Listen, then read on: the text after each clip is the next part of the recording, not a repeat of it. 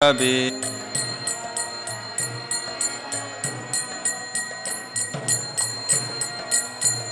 Jaya Gopi Janavallabha Girbhara Dari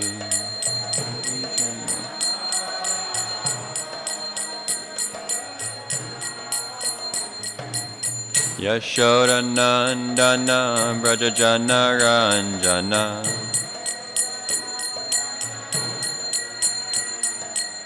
Yamuna Tira Banachari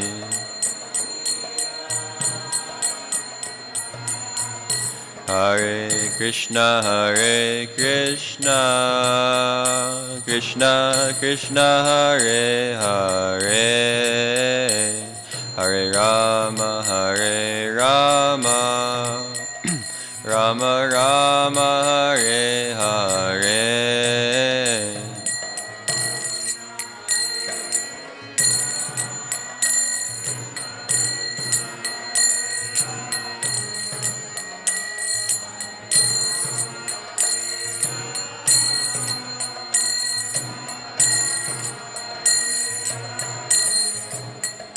Hare Krishna Krishna Krishna Hare Hare Hare Rama Rama Rama Hare Hare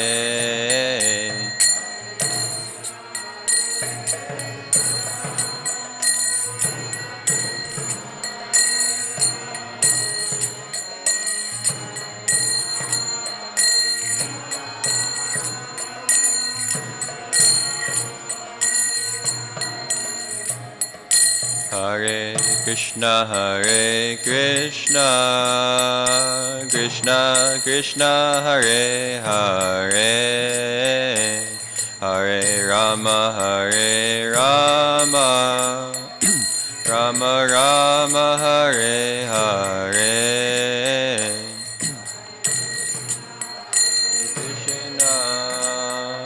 Krishna Krishna Hare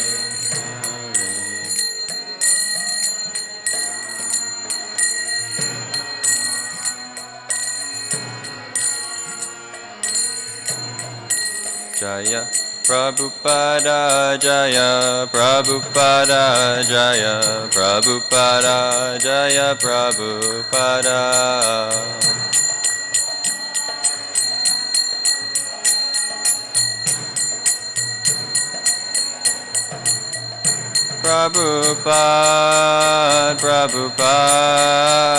Prabhupada Jaya Jaya Prabhupada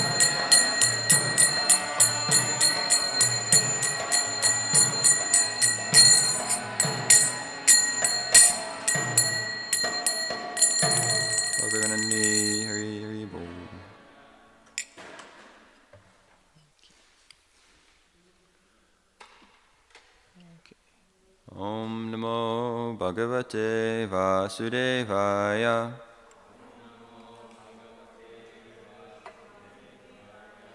Om Namo Bhagavate Vasudevaya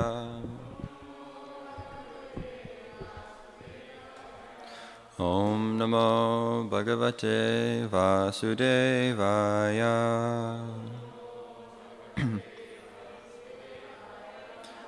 Narayanam Namaskritya Naram Chaiva Narottamam Devim Saraswatim Vyasam Tato Jayamudirayat Shrinvatam Swakata Krishna Punya Shravana Kirtana Hridyantasto Hyabhadrani Vidyunoti Suhritsatam Nashtaprayeshva Bhadreshu Nityam Bhagavata Sevaya Bhagavati Uttamashloke Bhaktir Bhavati Naishtaki.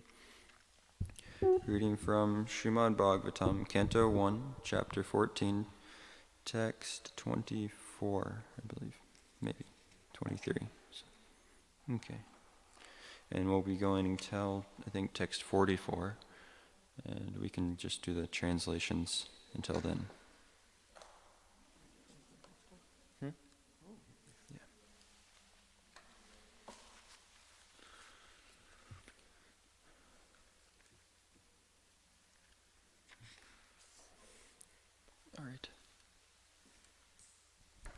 When he bowed at his feet, the king saw that his dejection was unprecedented. His head was down, and tears glided from his lotus eyes. Seeing Arjuna pale due to heartfelt anxieties, the king, remembering the indications of the sage Narada, questioned him in the midst of friends. Maharaj Yudhisthira said, "My dear brother, please tell me whether our friends and relatives, such as Madhu, Bhoja, Dashara, Ara, Satvata, Andaka, and the members of the Yadu family are all passing their days in happiness. Is my respectable grandfather Shurasena in a happy mood? And are my material uncle Vasudeva and his younger brothers all doing well? His 7 wives, headed by Devaki, are all sisters. Are they and their sons and daughters-in-law all happy? Are Ugrasena, whose son was the mischievous Kamsa, and his younger brother still living? Are Hridika and his son Kritavarma happy? Are Akura, Jayanta, Gada, Sarana, and Shatrujit all happy? How is Balaram, the personality of Godhead and the protector of devotees? How is Pradyumna, the great general of the Vishnu family? Is he happy? And is Aniruddha, the plenary expansion of the personality of Godhead, faring well? Are all the chieftains sons of Lord Krishna, such as Sushena, Charudeshna, Samba, the son of Jambavati, and Rishabha, along with their sons, all doing well? Also Shrutadev, Uddhava, and others, Nanda, Sunanda, and other leaders of liberated souls who are constant companions of the Lord are protected by Lord Balaram and Krishna. Are they all doing well in their respective functions? Do they who are all eternally bound in friendship with us remember our welfare?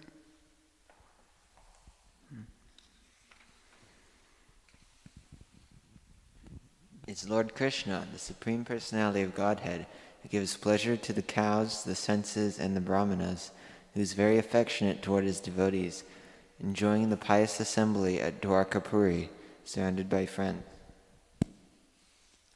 The original personality of Godhead, the enjoyer, and Balaram, the primeval Lord Ananta, are staying in the ocean of the Yadu dynasty for the welfare, protection, and general progress of the entire universe.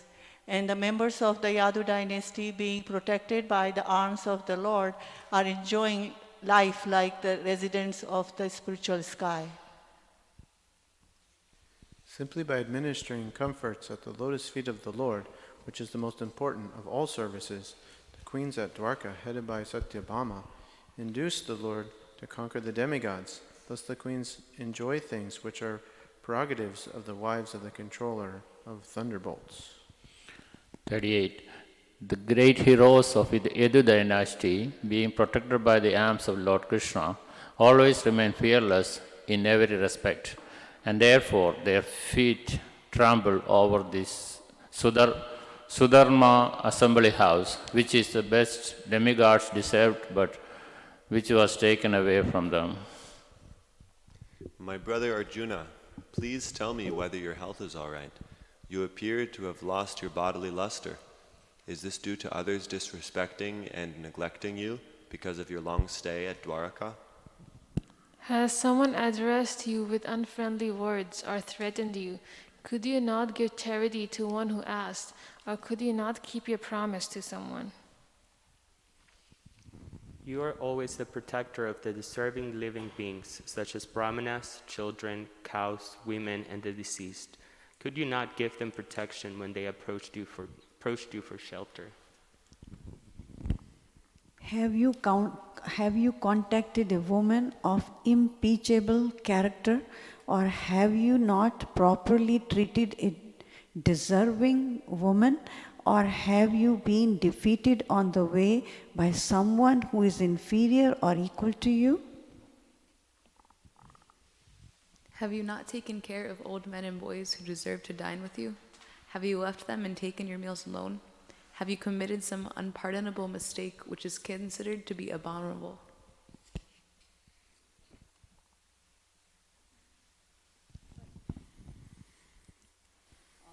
Or is it that you are feeling empty for all time because you might have lost your most intimate friend, Lord Krishna?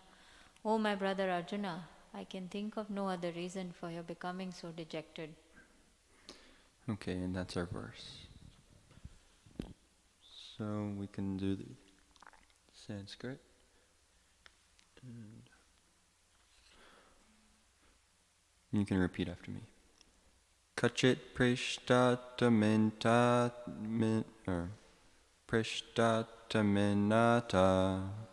Kachit prishtatamenata Hridayenatma bandhuna Shunyosmi rahito nityam Manyase te nyata naruk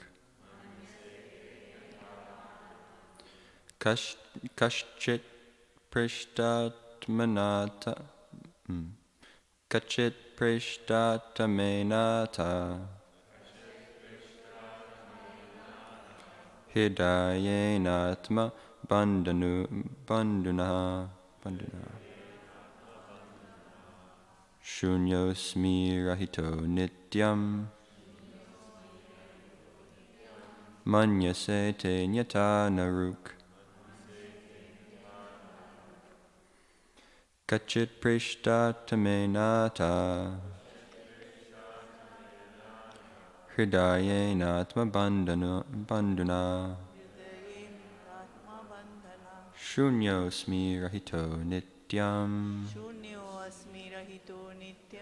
Manyase te nyata naruk. Okay, anybody would like to try?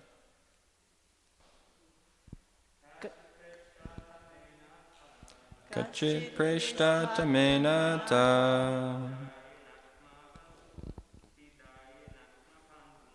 Hridayenatma bandhuna Shunyosmi rahito nityam Manyase nyata naruk.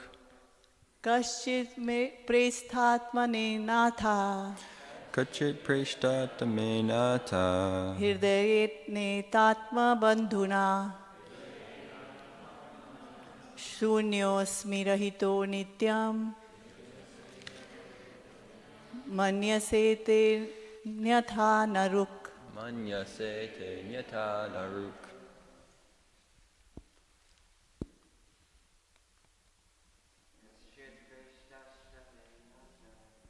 Kachit prishtatamenata Hridayenatma bandhuna Shunyosmi rahito nityam Manyase te nyata naruk. Kachit prishtatamenata Hridayenatma bandhuna Shunyosmi rahito nityam Manyase te nyata naruk. All right, we can do the word for word. Kachit, whether. Preshta tamena, unto the most dear one. Ata, my brother Arjuna. Hridayena, most intimate. Atma bandhuna, own friend Lord Krishna. Shunya, void. Asmi, I am. Rahita, having lost. Nityam, for all time. Manyase, you think. Te, your. Anyata, otherwise, na, never, ruk, mental distress. Okay, translation and purport by His Divine Grace A.C. Bhaktivedanta Swami Srila Prabhupada. Prabhupada ki jai. Oh, I'll read. Or does anybody want to read this one?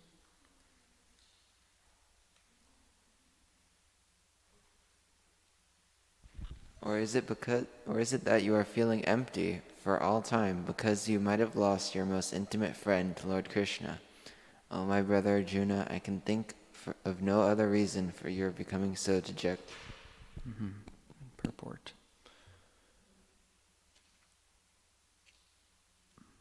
All the inquisitiveness of Maharaj Yudhishthir about the world's situation was already conjectured by Maharaj Yudhishthir on the basis of Lord Krishna's disappearance from the vision of the world.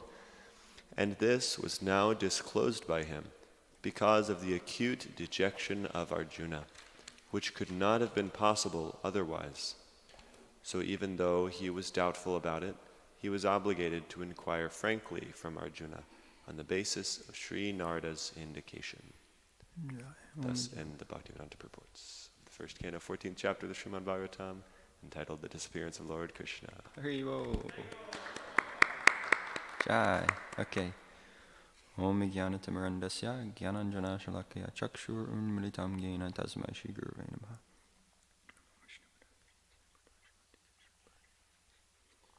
Namo Vishnu Padaya Krishna Prasthaya Bhutale Srimate Bhaktivedanta Swami Niti Namane Namaste Saraswati Deve Gauravani Pacharine Nirvishesha Shunyavadi Paschatyade Shacharine.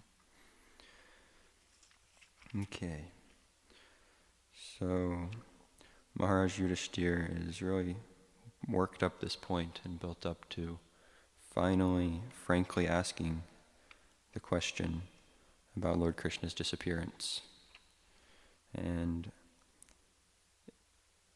you can see from the past chapter and verses, it was understood by Maharaj Yudhishthir in his heart that Krishna had already disappeared, but he was hoping otherwise. He was hoping that maybe something else might have been the case, and he was therefore inquiring about so many other things and looking for some other answer. But really, none of these things could have even happened really if Krishna were still present. So, Arjuna's dejection, Arjuna was completely empowered by Krishna, is completely empowered by Krishna, and he wouldn't have been defeated by people lesser than him or anything of that nature unless Krishna weren't there with him, weren't here on the planet. And so Arjuna goes in the next chapter a little bit about how Krishna is supplying any ability to do anything that had happened over the past few years in his family or in the dynasty. And I was thinking about this a little bit and thinking that myself, I don't know much about the transcendental separation of Maharaj Yudhishthir or Arjuna, but it did bring to my mind the something, I guess, a little more. It's more in my grasp and more in my kind of spectrum of understanding, and that is that we are also avoiding certain points or kind of the main focus of our life, which should be why do I have to die and who am I? So these questions are there, and we distract ourselves with so many extra things in life to avoid actually coming to these points. And on another level than just that, for countless lifetimes we've been avoiding our relationship with the Supreme Personality of Godhead, with Krishna. We've been actually kind of hiding from it behind so many different false designations, so many temporary shelters, and taking shelter of the material world. We've been dancing around that point because there's nothing other than that. And so I was just thinking maybe some ways that you guys have noticed in yourself or noticed in society in general, how we avoid these points. That can be very difficult. And the second point typically isn't understood until one starts to inquire spiritually, but the first point can be understood even from a material point of view. Well, for spiritual life, we can get really distracted from the point, which is connecting with Krishna, by just being absorbed thinking about ourselves. I'm so spiritually advanced. So that's a major distraction. Mm-hmm. Yeah.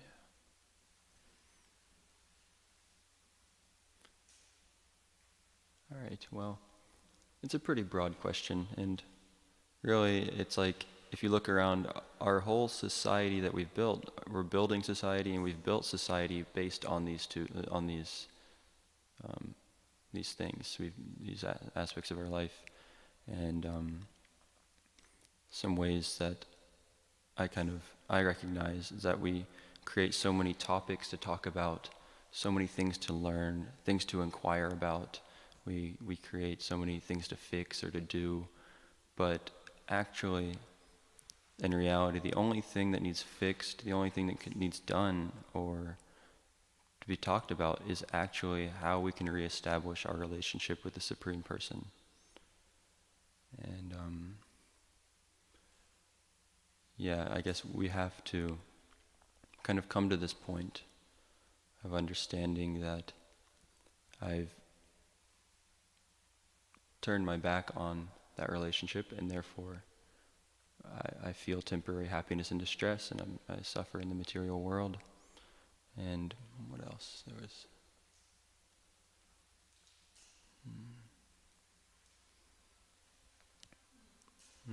Gora? Me and Sadhu Sangha were talking about something, I think it was yesterday, that seems similar, seems related. We were talking about how everyone is just conditioned for sense gratification and thinking that that's happiness. Mm-hmm. And people were always, their standard of what is good or bad is determined by what gives me the most immediate gratification, oftentimes, or whereas in my happiness in this situation. I forget exactly what we were speaking about, but there was one example of like somebody I spoke to yesterday, and how his whole life's goal was focused around achieving that optimal sense gratification. But and he was saying that's why it's so difficult to actually take to spiritual life and continue on this process, because we might come up with things that are completely against what we've been conditioned to believe, like having to give up temporary pleasure for the sake of something greater. So there's like this aversion in the mind already. So it's some very strong resistance. I was actually going to mention that point. I was thinking that all of our problems fit within this one choice that we've made to come to the material world and to try to have a life outside of our relationship with the Supreme Person. And that's kind of how we've built the world. It's trying to detach ourselves or make ourselves feel as though we can stand on our own, independent of the Lord, and be our own independent lords. And and over lifetimes of doing this, we become so fixed that this material world is the basis of our reality, that the laws of this world, the things that constitute this world, are what we should judge everything off of. And we can't understand that there is something completely transcendental to the material world. And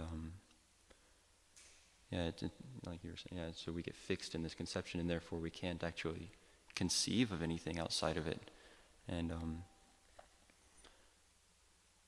but Krishna has unlimited devotees, and he also himself, he guides those who are seeking sincerity, because we're all seeking this relationship actually, but we're doing it in, as Krishna says, in a wrong way. We seek it through secondary mediums.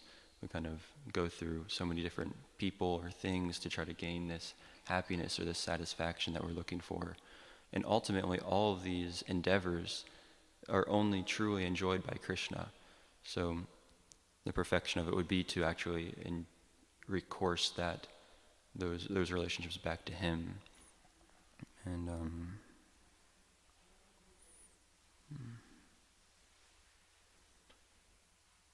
yeah, I lost my point. Yeah.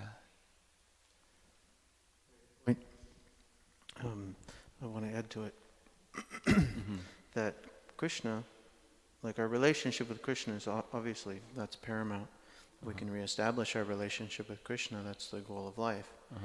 And then engage in that relationship by doing some service, and then achieving, the perfection of that relationship. And in doing that, it's not only the Krishna that's in the spiritual world, right? There's unlimited, of course, yes, other living entities that are there too.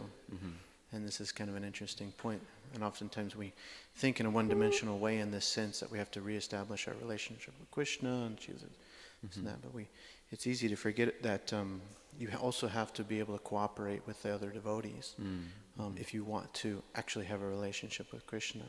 So having just a relationship with Krishna, but then not knowing how to interact with the devotees properly, or cooperate for Krishna's pleasure, to engage in Krishna's service, is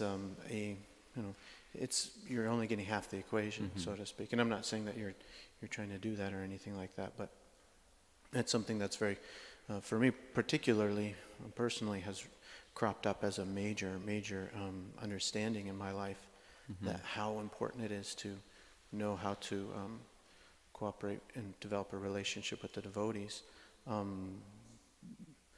and make that of paramount importance. And to know that Krishna is not pleased. We may have a very solid relationship with Krishna and the deities and this and that, we're consistent in everything. But if on the other side we're not having nice relationships with the devotees, then Krishna is not pleased with that. And Krishna he's not attached, right? Krishna is completely detached. So above all things, like Krishna says, you can commit offenses here and there, this and that. And Lord Chaitanya particularly doesn't mind so many offenses. But if there's offenses to devotees, and devotees are unsatisfied, they're sincere people, then this is going to be a major block in people's ability to actually get Krishna's mercy. Because Krishna will think, oh, yes, but if I show you more mercy and love and bring you in closer, you're also going to be closer to the devotees. And if you cause disturbance among my devotees, then that's that's antithetical, or the antithesis of what we're actually trying to do here. So actually you can't get Krishna's mercy in that way, simply one-pointed attention. And therefore, that's why it's considered Kanishta mentality, to only see Krishna in the deity and not see Krishna in the hearts of all the living entities. So on and so forth. One has to come to that more advanced stage to actually make progress in spiritual life. So it's very important. Yes, I was emphasizing just the relationship with Krishna, but of course, Krishna is always with his associates, always with his friends, and so is anybody that serves him. We don't serve alone. And he's love me, love my dog. We can't, Krishna's not going to care so much about us if we don't care about his devotees. When we come to this point of understanding that we have to reestablish our relationship, we have to reestablish our connection with the spiritual world. And so what do we do from there? From someone who's come to that point of inquiring and understanding that yes, I have to turn my life back toward Krishna, what can one do? Or toward God in general?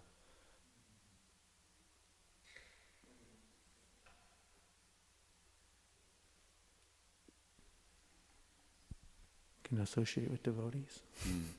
Once you get faith, and you associate with devotees. But after you associate with devotees, what do you do? Render service to the devotee. Render service, associate with devotees, serve the devotees, and Brihat? Well, if you want to learn any subject, you need to find a qualified teacher. So, you want to learn chemistry, you don't just go to any old community college. If you really want to be quality in your career, then you would find a really strong teacher and a strong institution. to make sure you get the purest knowledge. So you come to this realization that I need to reestablish my connection with Krishna, and who knows Krishna? That's what we need to figure out. Yeah. So we have to seek true knowledge through a bona fide source. Okay, yeah, definitely. These are all right on. What is it? There's like, I know Prahlad Maharaj gives like 9 devotional processes or something. Shravanam, Kirtanam, hearing, chanting, engaging in service and different things. So, yeah, we have to engage in service. We have to find a proper source of knowledge and hear about it, and hear about who is the Lord, because I have to love Him. But what's that mean? Like, I can't love somebody I don't know anything about. So we have to find out what are the qualities of God, and and in that way endeavor. And you have.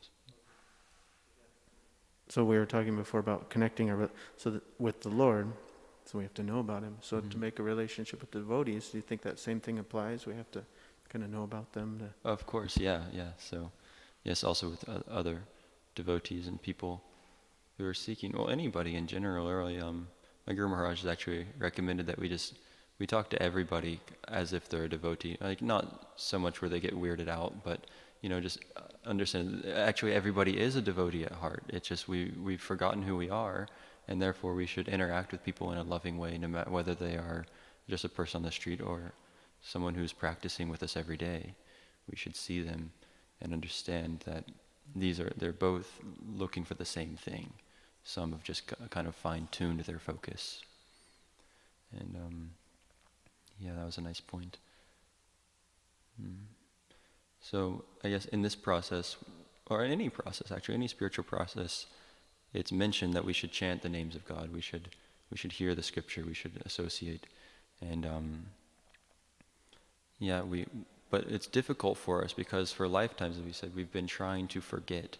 We've been trying to hide from this aspect of ourself that we are actually servants of God. That's who we are by nature, and so that's got some perpetual motion. It's a little difficult. So even though at heart we're feeling like, oh yes, now I want to go back, it's like you're going 60 miles an hour down the road or more, and then you think, okay, time for a U-turn, and there's going to be some rolling, but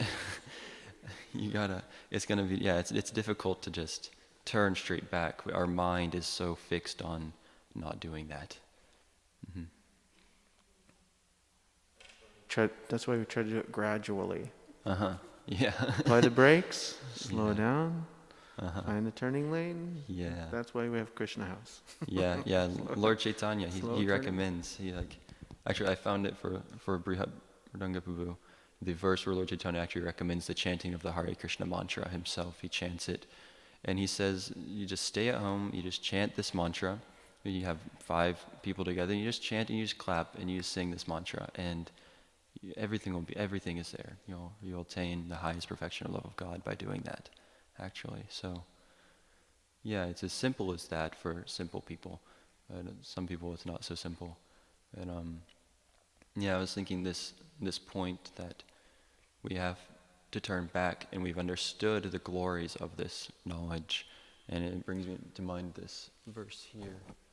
Nam namakari bahuda nija sarva shaktis tacharpita niyamita smaranena kalaha etadashi tavakripa bhagavan mamapi dordaivam midishamihajani nadaragaha. That's saying that his holy names are invested with all the potencies. They've got all they've got the Lord in fullness within. That's what the names are. They're actually the Lord in full, and they're the highest thing. But it's only because of our lack of taste, our lack of realization of that truth, that we don't actually become fully absorbed in chanting the names of God, or in reading the scripture, or in associating with devotees. We don't become so absorbed because we still, as I said, we've created this material world as our basis, and therefore we think our enjoyment's really coming from there. It's coming from here in the material world, and therefore we can't fully shift our attention to the spiritual aspect of life. And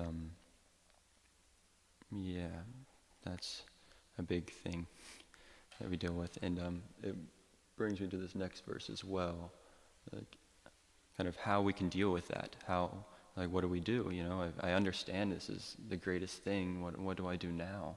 And Lord Chaitanya's given us all these verses, instructions, and this one here: Trinada pisuni chena, tarora pisuhishnuna, amanina manadena, kirtaniya sadahari.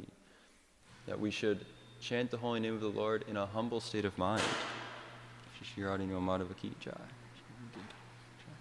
That we should chant the holy name of the Lord in a humble state of mind, thinking ourselves lower than the straw in the street, and one should be more tolerant than a tree, devoid of all sense of false prestige, and should be ready to offer all respect to others. In such a state of mind, one can chant the holy name of the Lord constantly. So that is kind of like the ends. It's like, that is something that he says in the Chaitanya Charitamrita, that it's a verse that should be wrapped around the neck, or tied around the neck, like and worn all the time. We should always be cultivating this sense of humility and understanding that, we've come to this world to forget who we are, to forget actually who we really, what is our identity, and that's actually the basis of our humility. And I guess, what do you guys understand about humility, or how have you tried to apply this verse as much as you've heard it and understood it into your life?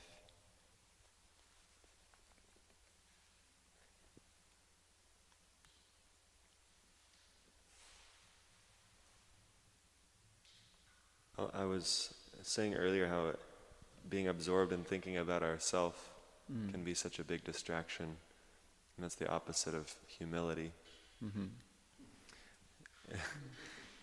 If I think I'm such a big deal, and I get pleasure out of others saying good things about me, I believe them, and I just relish that sweet taste inside of my heart that, oh yeah, they think I'm so amazing. And what room do I have to think about Krishna? So it's just really unintelligent to think that way when we're just a little tiny speck in one tiny universe out of billions of universes. Mm-hmm. But it's so easy to get distracted in that way. So that's my realization, how easy it is to become prideful. Mm-hmm. Yeah, it's really... We were watching, Hanuman Frishak Maharaj has mentioned, he said that we come here to watch the me show.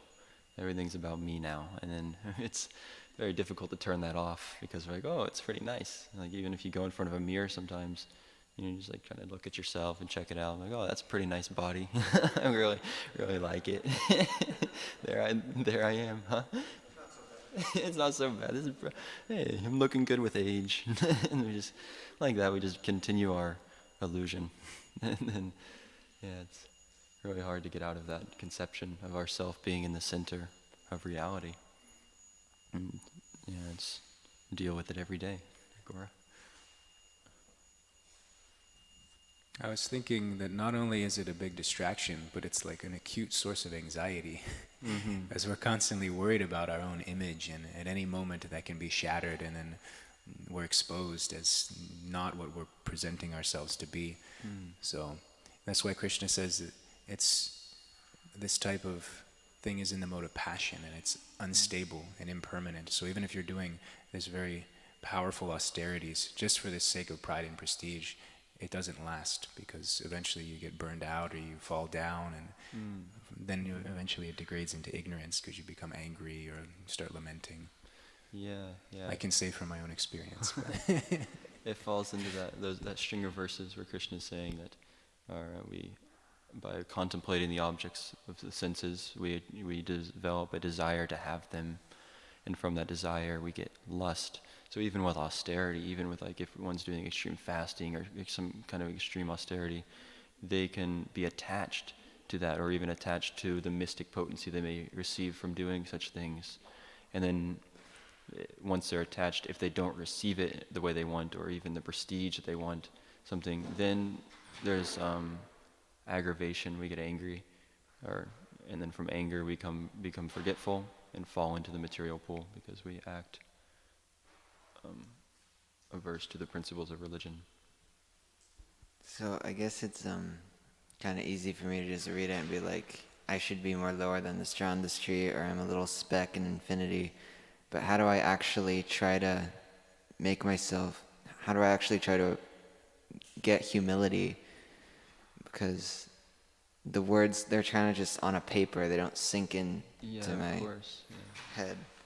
Yeah, it's something to be cultivated. That's why we wear it as a string around our neck, and we may not fully understand at first. Like I'm still trying to learn how to understand it. That's why really I didn't prepare much for this class after that verse, because I don't know much about developing the humility. But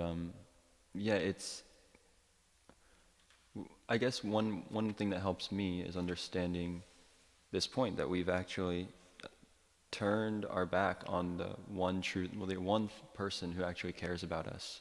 So that should be the basis of our humility, rather than some material quality or something, because that's not humility. That's usually low self-esteem or something.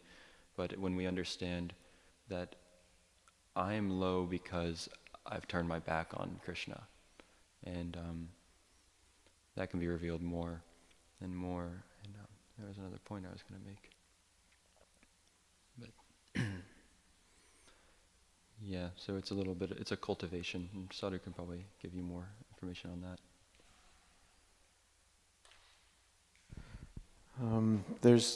I was just thinking about, there's different demons in Vrindavan that Krishna kills, and one is Vatsasura. He's a calf demon, right? So he's like youthful pride.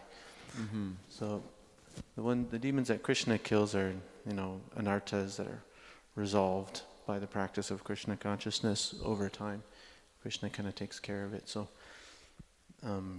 if one just kind of spends their life dedicating their life to Krishna consciousness, gradually, this pride just kind of goes away. Mm-hmm. But one has to remain dedicated to practicing Krishna consciousness, because by doing devotional service, you get two things. Well, you get a lot of things, but Bhagavatam says you get two primary things: knowledge and detachment, causeless knowledge and detachment. So this revelation that, how kind of big mistake it was to leave the spiritual world, how important it is I need to establish my relationship with Krishna, why humility is important, why dependency on Krishna is important, how dependent I am on Krishna for fulfilling even the smallest part of my desire. If one remains steady in the practices of Krishna consciousness throughout their life, despite all sorts of challenges and humiliations that will happen, these things become very prominently understood, very easily understood. So, we'll go through life and we'll experience so many difficulties and so many humiliating moments. If we have a proper understanding of Krishna consciousness, all of these challenges become a basis for taking shelter of Krishna more and more and more. And otherwise, we're not actually learning. If we have problems, then we say, no, the only problem is my false ego was just a little bit wrong. I need to readjust my false ego and make it a little bit bigger, or put it over here instead of here, and make all these adjustments out of false egoistic tendencies. Then we haven't understood the point of Krishna consciousness. So in the beginning and at first, and particularly when we're young and have all this kind of life in front of us and all these kind of things, and we're still learning so many things, it's not super relevant to our mind. Humility, it depends on everybody's nature too, but as you get more experience in life, you go, okay, I got some things to work on. Some people know more in the beginning or less, but generally, particularly old age. Particularly old age is quite a humiliating experience for the living entity. You lose all your facilities, you lose all your capabilities, and then you're totally dependent on others despite knowing so many things. So that is a particularly useful stage of life for the cultivation of humility and dependence on Krishna.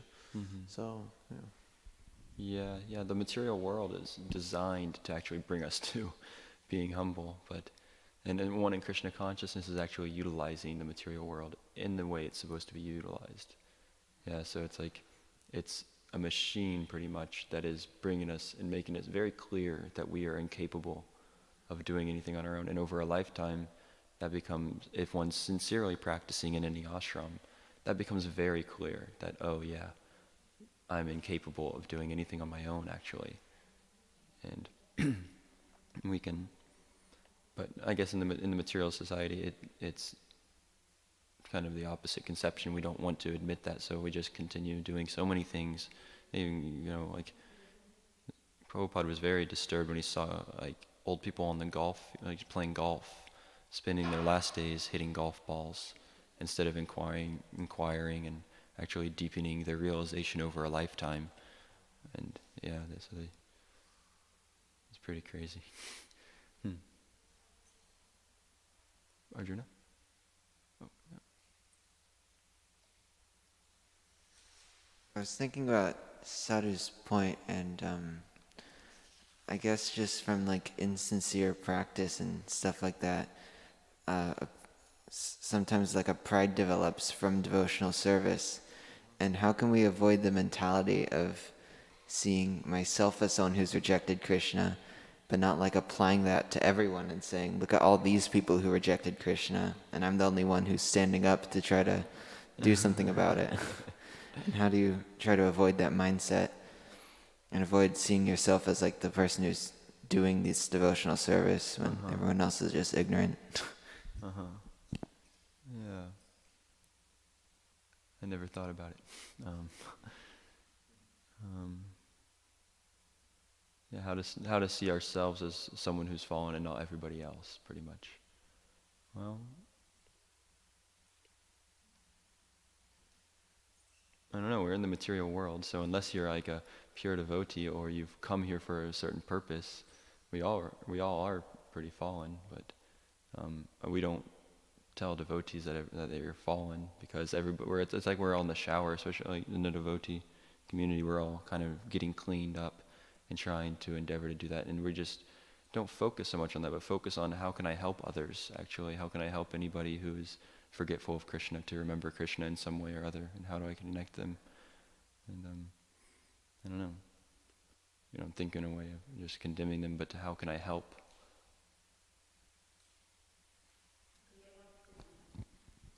Mm-hmm.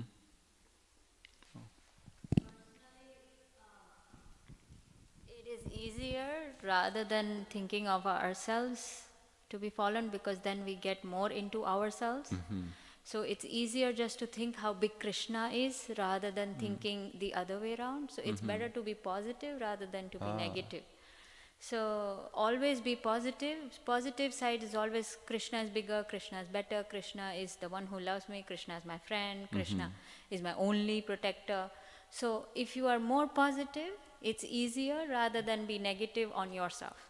Thank you. Automatically it helps, because then you just focus on Krishna and you forget about yourself more and more, slowly and slowly. Of course, it'll take some time, but it will happen. It's like a process. Okay. But be positive, it's easier than be negative on yourself or on others. Yeah, that's It's just a personal that's thing a really that good I conception. I think of. So. Yeah, that's really good. I'm glad you brought that up, because Krishna is great, and how can we feel so prideful when we understand how great Krishna is? And it goes back to learning, like we were saying, to learn about the qualities of Krishna. And when we hear about how wonderful he is and how he can actually protect us and give us the shelter that we're looking for, then we can feel humble. But we're happily humble because we want to engage in service, because we know, I'm his. He says he's the father of everybody.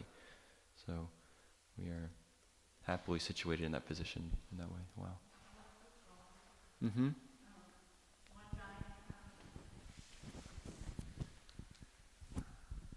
In same regard, one time, one disciple said to Srila Prabhupada, "Oh, I'm so most fallen." And then Srila Prabhupada said, "No, you are most nothing." Oh, you're most nothing. Yeah, that's funny. Yeah. It's still based on the me and kind of looking at ourselves and how bad we are, how this we are, how that we are.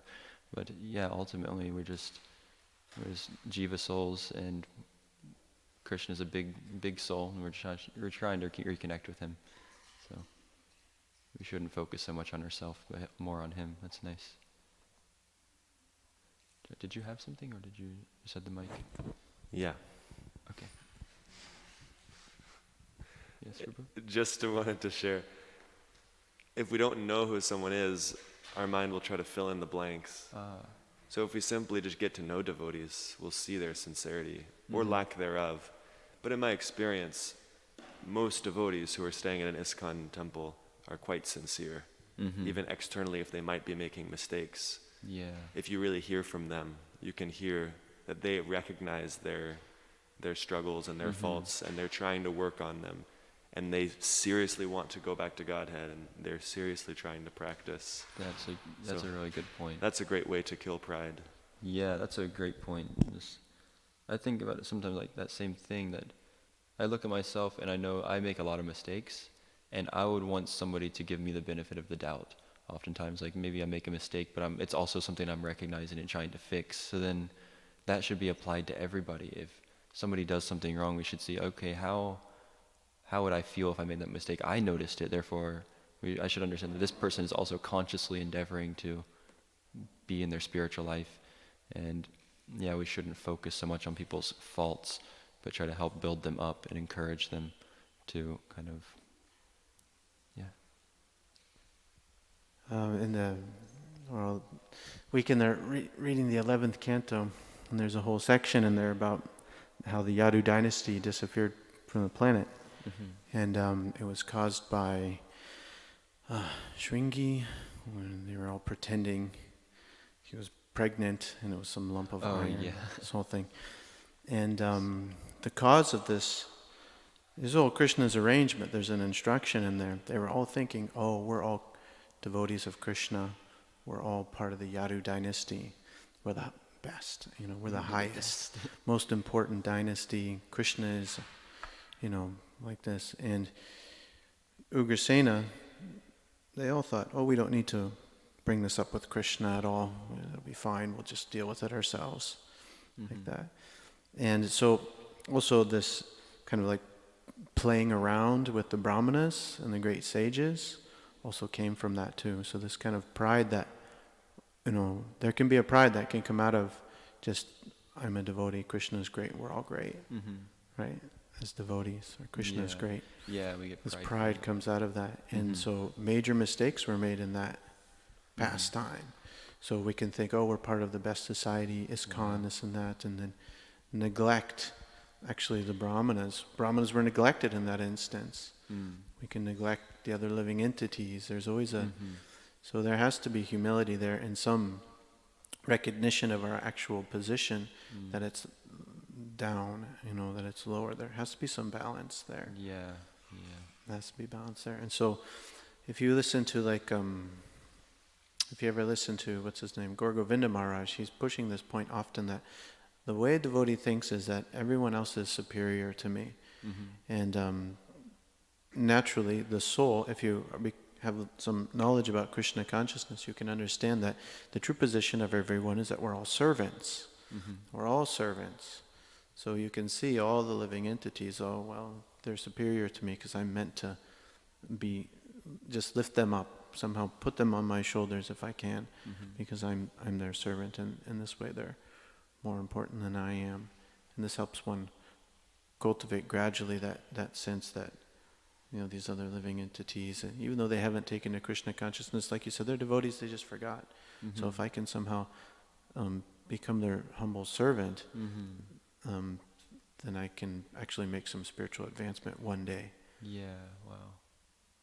And that's how a devotee thinks. Yeah, we're a servant of everyone. That's nice. So yeah, that's that verse there, which will... Oh, Gora? I was going to close it up, but if you have a question. I just wanted to mention, from what you were saying and what we've been talking about, the example of Yudhisthira Maharaj, particularly, but all the Pandavas, Yudhisthira in particular, he is like representing this utter humility. You just look at his qualities. And he was given he was given a task, I think was it Dronacharya maybe, who instructed both he and Duryodhana. He said, told Duryodhana to He's like, you must find somebody who is lesser than you. And he couldn't find anybody. He's like, I give up. This is a fruitless task. But then he gave Yudhisthira the instruction of find your lesser, find your lesser, and he couldn't find anybody who was lower than him. Wow. So, yeah, so this point of humility, it leads us into the next point of nadanam najanam nasundarim kavitam va jagadishakame mama janmani janmanishari bhavatad bhaktir haitaki twai, where we have no desire for the material world anymore. We're fixed in the spiritual world, and we're always blissful. And that's the process Lord Chaitanya's given us. We can become actually happy by becoming humble and understanding our position. And then we can actually approach this verse 44 and maybe have a taste of an understanding of separation from Krishna like that. We have to actually become humble and recognize our position, and then we can go and really taste some of the transcendental mellows of devotional service.